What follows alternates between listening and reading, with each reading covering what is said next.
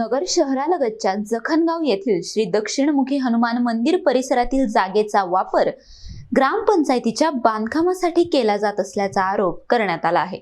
नगर शहरालगतच्या जखणगाव येथील श्री दक्षिणमुखी हनुमान मंदिर परिसरातील जागेचा वापर ग्रामपंचायतीच्या बांधकामासाठी केला जात असल्याचा आरोप करण्यात आला आहे। तसेच मंदिर परिसरातील झाडे विनापरवाना तोडण्यात आल्याचा आणि शासकीय निधीतून उभारण्यात आलेले संरक्षक कंपाऊंडही कापण्यात आल्याचा गंभीर आरोप करण्यात आला आहे।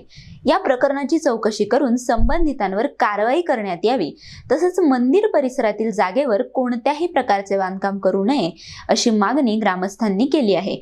अन्यथा नगर कल्याण रोडवरील जखणगाव येथे रास्ता रोको आंदोलन छेडण्यात येईल असा इशाराही त्यांनी दिला आहे। दरम्यान या आरोपांमुळे परिसरात तणावाचे वातावरण निर्माण झाले असून संबंधित प्रशासन या प्रकरणात काय भूमिका घेते याकडे नागरिकांचे लक्ष लागले आहे। मी माजी सरपंच BR करेले जखणगाव। आज या ठिकाणी आपण ज्या कॅम्पस मध्ये उभा आहेत त्या ठिकाणी दक्षिणमुखी मारुती मंदिर देवस्थान या ठिकाणी आहे आणि या देवस्थानासाठी 1956-57 च्या दरम्यान या ठिकाणी धर्मशाळा जी आहे त्या धर्मशाळेचं बांधकाम त्या ठिकाणी झालेलं आहे। धर्मशाळेचं बांधकाम या उद्देशाने त्या काळामध्ये करण्यात आलं की ज्यावेळेस वाटसरू त्या ठिकाणी गावातून जायचे, नगरला जाणं असेल किंवा त्या ठिकाणी वारीच्या निमित्ताने पंढरपूरला जाणं असेल तर त्या ठिकाणी एक मुक्कामाची व्यवस्था व्हावी म्हणून हिंदूंनी त्या काळामध्ये या ठिकाणी धर्मशाळेची स्थापना केली आणि त्याच्यानंतर या ठिकाणी जे काही वाटसरू यायचे या ठिकाणी आळेफाटा असेल आणि असेल किंवा वरून येणारे लोक किंवा नगरवरून या ठिकाणी जे वर्त ठिकाणी भीमाशंकर किंवा त्या ठिकाणी जाणारे जे लोक असतील ते या ठिकाणी वास्तव्य संध्याकाळी राहायची, जेवणा खावण्याची व्यवस्था गावकरी त्या ठिकाणी पूर्वी करत असायचे। याच्यामुळं या ठिकाणी हिंदू धर्माची भावना या धर्मशाळेशी जोडली गेली आहे।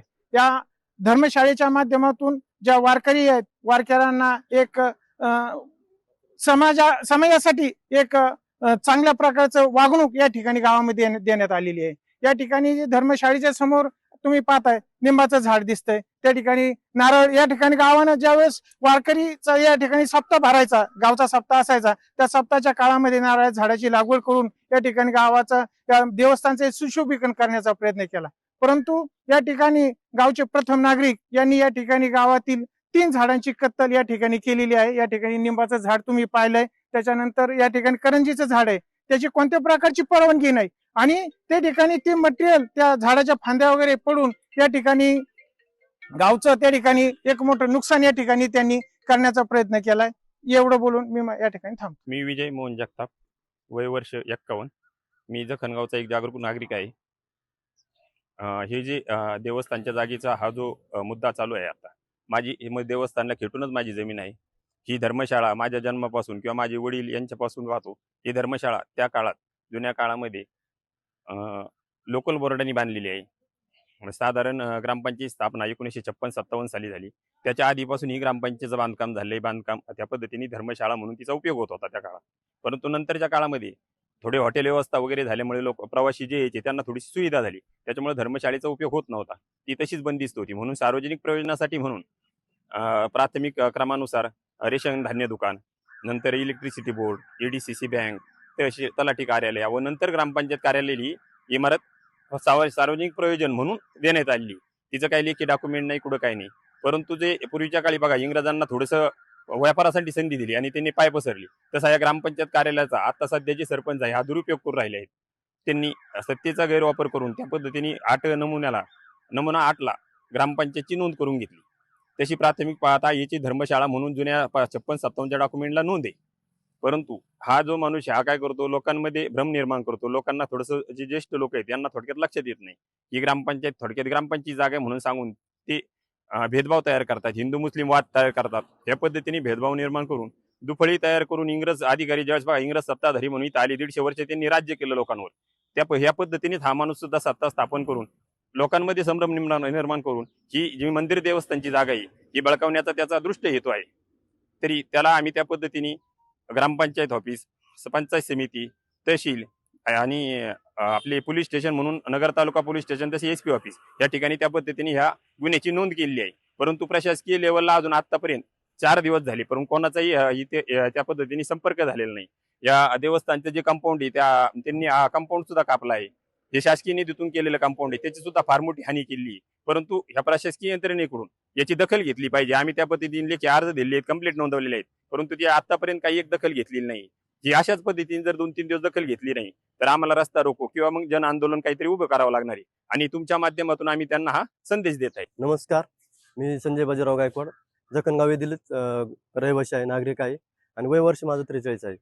मी आज आलोय आपल्या हनुमान मंदिर देवस्थान च्या परिसरामध्ये आणि इथं तुम्ही पाहताय समोरच आपली हिंदूंची जी धर्मशाळा आहे तिच्या समोर असणारे झाडं होते.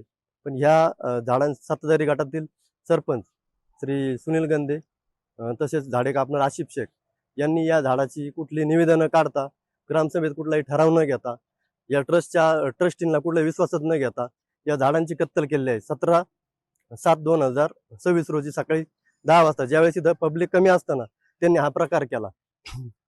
सदर घटनेचा ज्यावेळेस आम्हाला सुगावा लागला, ज्यावेळेस आम्ही इथं आलो घटनास्थळी पळत, त्यावेळेस ते इथून पळून गेले.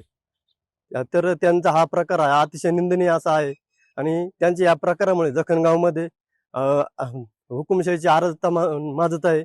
तसेच हिंदूंच्या इथं भावनाही दुखावल्या जात आहेत आणि त्यांचा जो मनसुबा आहे जखणगावच्या हनुमान मंदिर देवस्थानच्या ज्या जागा बळकवण्याचा त्यांचा जो मनसुबा आहे त्यांचा हा मनसुबा अगदी चुकीचा आहे, तो निंदनीय असा आहे.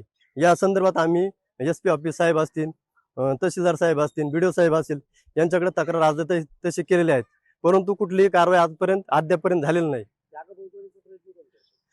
जखणगावचे सरपंच सुनील गंदे कुठलीही परवानगी न घेता त्यांनी कुठलेही ग्रामसभेमध्ये ठराव मंजूर न करता, कुठल्याही ग्रामस्थांना सल्ल्यात न घेता किंवा देवस्थानच्या ट्रस्टींना याची कुठलीही कल्पना देता हा प्रकार केला आहे. आणि आज त्यांच्या या प्रकारामुळे गावामध्ये तणावाचं वातावरण निर्माण झालंय. भविष्यात जर या शासकीय दरबारी आम्ही आमची जी व्यथा मांडलेली जर तिच्यावर कारवाई न केली त्यांनी, तर भविष्यात आम्ही मोठं आंदोलन करण्याचा आपणच इशारा देत आहोत. मुकुंद भट, NTV न्यूज मराठी, अहिल्यानगर.